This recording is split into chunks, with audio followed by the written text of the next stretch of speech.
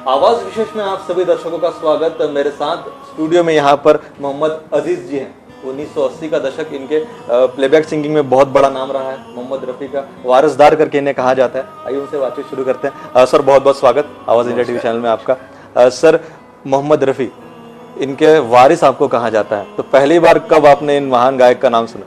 ऐसा कुछ नहीं है, देखिए कहने वाले क्या कहते छोड़िए, वो बहुत महान हस्ती हैं। मतलब मैं हाँ ही कहूँगा, क्योंकि आज भी लोग उनको बड़े प्यार से सुनते हैं। बड़ा उनका नाम है, बहुत इज्जत है और मैं उनका फ़ैन रहा हूँ हमेशा और आज भी हूँ, आगे भी रहूँगा। क्योंकि जो बचपन में जो हमने रेडियो में जो गाने सुने वो उनके ही सुने। हमारा जो बचपन था, जो दौर था, तो उस हिसाब से मैंने उनके गाने सुने, बहुत प्रैक्टिस किया बहुत। तो बचपन से गाना गाते थे आप? हाँ, बचपन से मुझे शौक था। स्कूल फंक्शंस वगैरह में भी जाता था तो मैं उनके ही गाने गाता था। तो तब से फेवरेट आपके रफ़ी साहब ही थे? जी हाँ, बिल्कुल। हमारे आदर्श हैं, हमारे गुरु हैं। तो आपके फैमिली में भी कोई थे संगीत से जुड़े हुए जिनसे आप थोड़ा बहुत इंस्पायर्ड हुए कि मुझे संगीत में ही जाना है, इस क्षेत्र को चुनना है? कोई गाने वाने में कोई नहीं है, लेकिन मेरे घर में मेरी मम्मी सुरीली हैं। हाँ, उनकी आवाज़ अच्छी थी। मेरी एक छोटी बहन है, वो भी, उसकी भी आवाज़ अच्छी है। वैसे म्यूज़िक पसंद करते हैं सब। अच्छा, मतलब म्यूजिक प्रेमी पहले से ही थे, तो हाँ। वो आप में वो गुण आ ही गए माता जी से? हाँ, तो मैं ऐसा कह सकते हैं? मेरे आने से तो नेचुरली वो सब भी स्टार बन गए। चलिए, मोहम्मद रफ़ी साहब से पहली मुलाकात क्या, देखिए, हम जिस तरह मुझसे मेरे फैंस मिलने आते हैं, उसी तरह मैं भी किसी प्रोग्राम में उनसे जाके मिला कि भाई मैं आपके गाने गाता हूँ। किसी ने मिलवाया तो मैं मिला उनसे। सर पहला ब्रेक आपका, मतलब इंडस्ट्री में पहला आगमन कब हुआ, कैसे हुआ, वो योग कैसे जुड़ कर आया? 83 में वहाँ पे दुर्गा पूजा होता था बॉम्बे में, बांद्रा में नेशनल पार्क है। दुर्गा पूजा में प्रोग्राम होता है हमेशा। उसमें मैंने बड़ी कोशिश करके, बड़ी फील्डिंग करके मैंने प्रोग्राम किया उसमें, क्योंकि मुझे पता था कि ये सारे Bengali producer, director, music director सब यहाँ आते हैं। शक्ति सामंत, प्रमोद चक्रवर्ती, बप्पी लाहिरी जी, अपना आर.डी. बर्मन साहब वगैरह। उस वक्त सभी धुरंधर लोग वहाँ आते थे दुर्गा पूजा में, जो 7-8 दिन चलता है। तो मैंने वहाँ किया प्रोग्राम। तो वहाँ पे एक डायरेक्टर थे मुकुल दत्त जी, जिन्होंने फिल्म आन मिलो सजना में डायरेक्शन दिया। तो वो आए थे, उन्होंने मुझे सुन के कहा मुझे तुम कल यहाँ मिलो। तो मैं गया, वो ले गए मुझे सपन जगमोहन जी के यहाँ। म्यूजिक डायरेक्टर थे, याद है? जी हाँ, सपन जगमोहन, नाम सुना। वो जो गाना है ना, मैं तो हर मोड़ पर तुझको दूंगा दुआ सदा, मेरी आवाज़ को मेरे, मुकेश जी का गाना। वो म्यूजिक डायरेक्टर थे और फिल्म बन रही थी 2 वर्जन में, हिंदी और बंगला। हिंदी में अंबर और बंगाली में ज्योति। और ये जो विश्वजीत एक्टर थे, विश्वजीत, उनके बेटे प्रसन्नजीत, जो बंगाल के बहुत बड़े एक्टर, उनकी डेब्यू फिल्म थी ज्योति फिल्म। हाँ, बंगाल ज्योति भी और अंबर भी। उसमें मुझे गाने का चांस मिला। तो पहला चांस आपको वहां से मिला। फिर उसके बाद शुरुआत बंगाली फिल्मों से हुई कि हिंदी फिल्म में पहला आगमन कब हुआ? बंगाली नहीं, बंगाली ब्रेक हो गया। हाँ। वहाँ से, क्योंकि वो जब रिलीज होगी तो फिर देखा। हाँ। लेकिन मैं तो बॉम्बे में रहता था, तो मैं हिंदी फिल्मों के लिए ट्राई करता था। मुझे उषा खन्ना जी ने बहुत सपोर्ट किया। उस वक्त ये इकलौती महिला ये थी, म्यूजिक डायरेक्टर थी। अब बहुत अच्छी लेडी, बहुत मदरली कह सकते हैं आप, एक बहन की तरह कह सकते हैं। और उन्होंने बहुत से लोगों को चांस दिया, काफ़ी सिंगर्स को चांस दिया। तो मुझे भी उन्होंने बड़ा सपोर्ट किया, बहुत सारी फिल्मों में गाने गवाए। और उन्होंने फिर उनका मैंने गाना गाया था। वो गाना उन्होंने कैसेट भेजा प्यारेलाल जी को, इस लड़की को सुनिए। जी। तो प्यारेलाल जी ने लक्ष्मीकांत जी को कहा। तो मैं तो इसी तरह स्ट्रगल कर रहा था, सबके यहाँ आता जाता था। एक दिन सुबह मैं सो रहा था, एक लड़का आया और आके कहा, भाई तुमको अन्नू भाई बुला रहे हैं, अन्नू मलिक जी। मैंने कहा क्यों? बोले बस तुम्हारी लॉटरी लग गई। मैंने क्या लॉटरी यार, मजाक करे, सुबह सुबह नींद से जगा के बकवास करे। अरे मैं कुछ पागल हूँ क्या जो मैं तुमको तुम्हारी नींद खराब करने के लिए अपनी नींद खराब करूँ? अभी चलो, रिहर्सल है, शाम को गाना है अमिताभ बच्चन के लिए, पहला गाना, मतलब एक बड़ा ब्रेक कह सकते हैं। बहुत बड़ा, मनमोहन देसाई जी की फिल्म। ये शायद 1984 की बात है, मर्द मूवी, जहाँ हाँ, तक मुझे याद है। हाँ। तो मैं गया तो मुझे कहा कि भाई देख, तुमको अमिताभ बच्चन के लिए गाना है, टाइटल सॉन्ग। अच्छा, मर्द टांगे वाला जो फेमस गाना, आइकॉनिक गाना रहा है। हाँ। मैं तो बहुत खुश हो गया। तो उन्होंने मुझे डराया भी बहुत, अच्छी तरह गाना, नहीं तो तुम्हारा गाना कैंसिल हो जाएगा, रिजेक्ट हो जाएगा। और ठीक है, मैं रिहर्सल से करके गया, 4 बजे स्टूडियो पहुंचा और वहाँ पहुंच के फिर मैंने गाया। बहुत अच्छा लगा लोगों को, बहुत पसंद, अभी भी शायद लोग पसंद करते हो नहीं, गाना। वहाँ स्टूडियो में भी सबको बहुत मज़ा आया। वहाँ से मेरा काम चल पड़ा और एक नाम मोहम्मद अजीज करके सामने आ लोगों उन के। दिनों लाइव रिकॉर्डिंग होती थी ना, हम्म। बहुत पब्लिसिटी बहुत होती थी। सारे 100 म्यूजिशियंस बैठे हैं, वो जा के दूसरी रिकॉर्डिंग में बोलते थे दूसरे संगीतकारों कि अरे लड़का आया, कमाल है, क्या गाया उसने। ये इस तरह से मुझे फिर राजेश रोशन ने बुलाया, बप्पीदा ने बुलाया। मेरे ख्याल से उस वक्त शायद ही कोई म्यूजिक डायरेक्टर छूटा होगा, इसने आपके साथ काम नहीं किया होगा। मैंने उनके साथ काम नहीं किया, ऐसा बोलिए। म्यूचुअली दोनों कह सकते हैं सर, कोऑर्डिनेटली। हाँ सही बात है, मैंने उन दिनों सबके साथ काम किया। उस वक्त का कोई प्यारा सा अगर आप एक नगमा पेश कर पाए तो शायद दर्शक भी पसंद करेंगे। बहुत गाने हैं, क्या बताऊं मैं, इतने गाने, मतलब मेरा एक 10 साल का पीरियड। सर आप 15,000 के ऊपर गाने गा चुके हैं, 17 भाषाओं में गाने गा हाँ, चुके मैं हैं। बहुत लकी हूँ कि मुझे बहुत अच्छे अच्छे गाने मिले और काफ़ी बड़ी बड़ी फिल्में। कौन सा गाना सुनेंगे? कोई भी सर, आपके तो सभी नगमे एकदम दिल को छू जाते हैं। मुझे मेरा एक गाना बहुत पसंद है, मैं वो आपको सुनाता हूं। जरूर सर। दुनिया में कितना गम है, मेरा गम कितना कम है, लोगों का गम देखा तो मैं अपना गम भूल गया। दुनिया में कितना गम है, मेरा गम कितना कम है।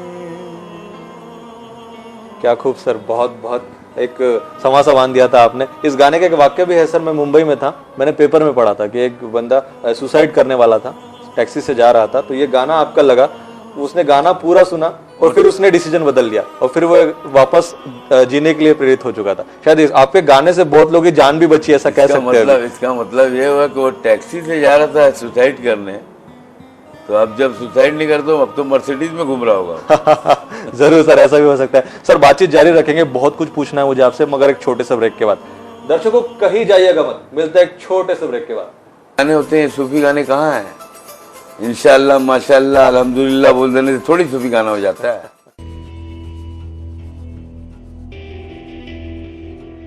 ब्रेक के बाद आप सभी दर्शकों का स्वागत। मेरे साथ मोहम्मद अजीज साहब हैं, उनसे बातचीत शुरू करते हैं। सर ब्रेक पे जाने के पहले आपने अच्छा खासा समा बांध दिया था, बहुत सारे एक प्यारा सा गाना सुनाया था। आपने बहुत सारे कंपोजर्स और म्यूजिक डायरेक्टर के साथ काम किया है, सबसे ज्यादा मजा किसके साथ काम करने में? एक फ्रीडम कहाँ मिलती थी कि गायक अपनी गायकी अपने मन मर्जी से गा सके? देखिए सभी अच्छे हैं, ऐसा नहीं, मैं फिर भी एक फेवरेट तो होता है सर हर किसी का। मैं बता रहा हूँ, हाँ। सब अपने अपने अंदाज के मालिक थे। उन दिनों एक बात अच्छी थी कि सबको अपना स्टाइल था और कोई किसी का स्टाइल, किसी की स्टाइल कॉपी नहीं करता, तो सब ओरिजिनल कंपोजर्स थे, इंडिविजुअल थे और हटके थे हर कोई अलग। हाँ। चाहे आप किसी की भी बात कीजिए। तो लेकिन क्या है कि जाहिर है कि एक आदमी जिसके साथ ज़्यादा काम करता है उसके साथ ज़्यादा कंफर्टेबल रहता है। तो मैं लक्ष्मी जी के साथ, लक्ष्मीकांत प्यारेलाल जी, उनके साथ बहुत कंफर्टेबल रहता था। हालांकि उनके साथ काम करना बहुत मुश्किल काम है, क्योंकि उनके गाने बहुत मुश्किल होते थे। 3 अंतर हैं तो तीनों की ट्यून अलग होती थी, लेकिन पीछे से अलग, सब अलग। लेकिन जो अप्रिसिएशन मिलता था ना, उससे एक उत्साह बढ़ता था। वो चाहे कितना भी मुश्किल गाना हो, एक तो जैसे कि कोई सुना पाए आप तो थोड़ा सा। आप कोई सा गाना लीजिए ना, देखिए हर अंतर की ट्यून अलग है। आजकल याद कुछ और रहता नहीं, एक बस आपकी याद आने के बाद, याद आने से पहले चले आइए और फिर जाइए जान जाने के बाद। वो लोग परफेक्शन बहुत चाहते थे, बड़ा डिटेल मास्टर। लेकिन मेरी इतनी अच्छी ट्यूनिंग हो गई थी उनके साथ कि मुझे बाद में बड़ा इजी लगने लगा, और मुझे ऐसा लगता है मैं अपने घर में गा रहा हूँ। हर दिन रिकॉर्डिंग होती थी उनकी, तकरीबन महीने में शायद 15 से 20 गाने, और अलग अलग वैरायटी। मैंने 277 सॉन्ग्स गाए उनके। क्या बात है। सिर्फ एक म्यूजिक डायरेक्टर की बात कर रहा हूँ। तो मुझे बहुत मजा आता है उनकी रिकॉर्डिंग। ऐसा लगता है कोई फेस्टिवल हो रहा है। 100 के ऊपर तो म्यूजिशियंस होते थे, बड़ा तामझाम रहता था, सभी शायद इंस्ट्रूमेंट्स यूज करते थे। 40 कोरस, बड़ा धमाल बोलते हैं ना, वो बहुत मजा आता है। मतलब सिंगर के लिए फेस्टिवल होता था वो, कि भाई एंजॉय करिए बस। अब बड़ा चैलेंजिंग, क्योंकि उनके यहाँ जो म्यूजिशियंस बजाते थे वो सारे वो लोग थे जो हिंदुस्तान के नहीं, इंटरनेशनल फिगर।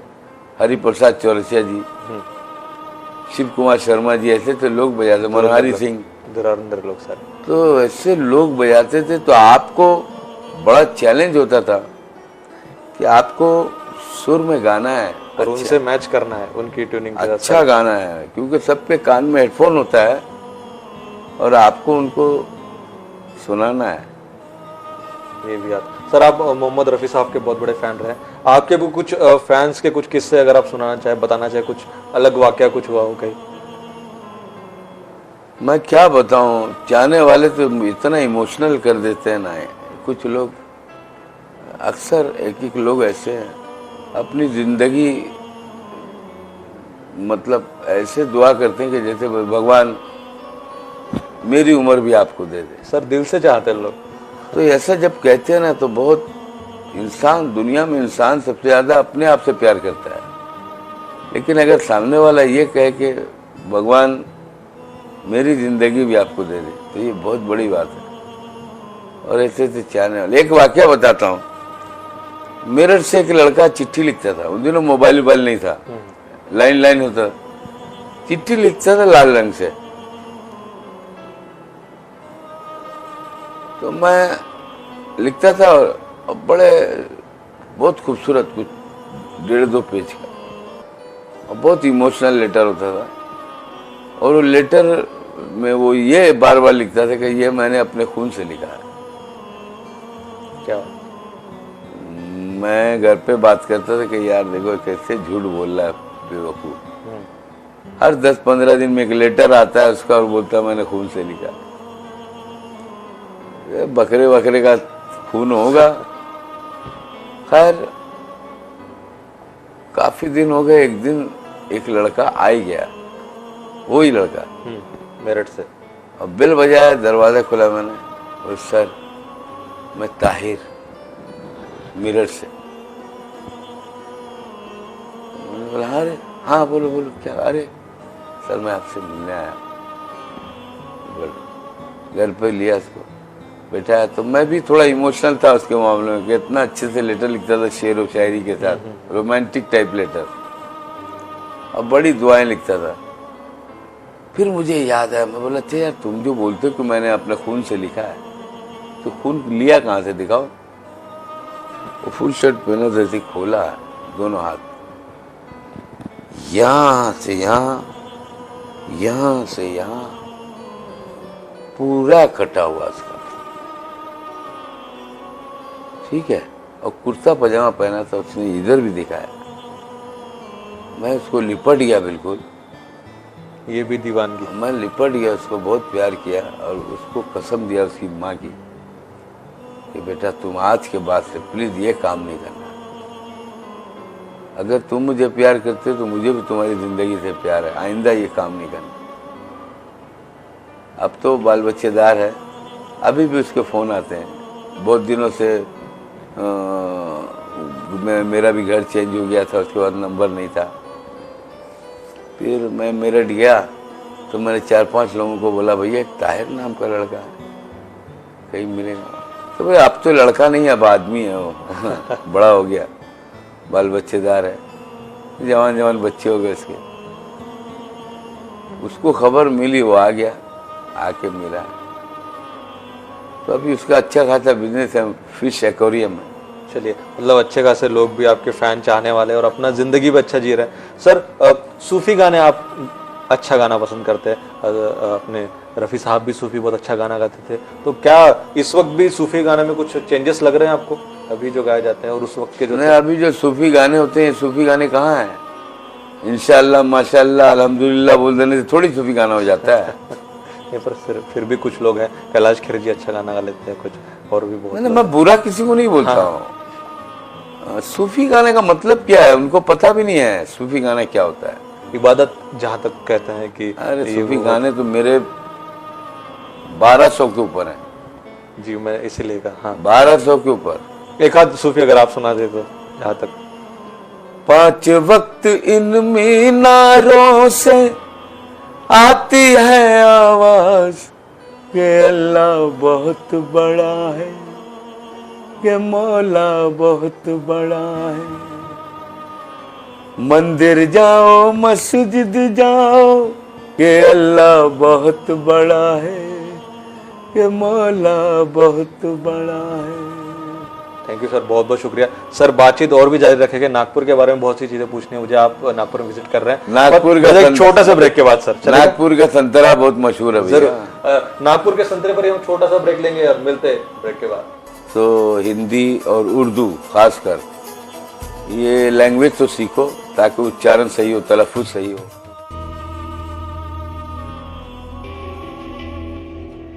ब्रेक के बाद आप सभी का स्वागत। आवाज विशेष में मेरे साथ मोहम्मद अजीज साहब है, बहुत बड़े प्लेबैक सिंगर है, उनसे बातचीत शुरू करते हैं। सर, ब्रेक पे जाने के पहले आपने हमें एक सूफी गाने, अभी कुछ उतना वो सूफी गाना रहा नहीं ऐसा आपने कहा, पर नागपुर के बारे में मैंने आपसे छेड़ा था, नागपुर के संतरे का आपने जिक्र किया था। नागपुर हर बार आप विजिट करते हैं कई सालों बाद, क्या कनेक्शन रहा है नागपुर से आपका, मतलब कैसा कनेक्शन रहा है? भैया सबसे पहले तो ये कि ये नागपुर जो है, यहाँ से भी बहुत सारे कलाकार हैं जो बॉम्बे में हैं, कामयाब हैं। मगर मेरे ख्याल में क्या, मुझे क्या अच्छा लगता है, मुझे लगाव ये भी है कि ये मुंबई से नज़दीक है, 1 घंटे की फ्लाइट है, और महाराष्ट्र में है। जिस तरह बंगाल मेरा जन्मभूमि है, बंगाल मेरी जन्मभूमि है, तो महाराष्ट्र मेरी कर्मभूमि है। इसी महाराष्ट्र में, खासकर मुंबई में, मुझे करियर मिला, मुझे नाम मिला, मुझे इज्जत मिली। तो मुझे ऐसा लगता है कि जैसे महाराष्ट्र की कोई भी जगह है ना, उससे मुझे थोड़ी सी अपनाइयत हो गई, एक लगाव हो गया है। कहीं ना कहीं मुझे ऐसा लगता है कि मुझे सहारा मिला, यहाँ से सक्सेस मिली है, इज्जत मिली, नाम मिला, प्यार मिला, लोग मुझे पहचानने लगे।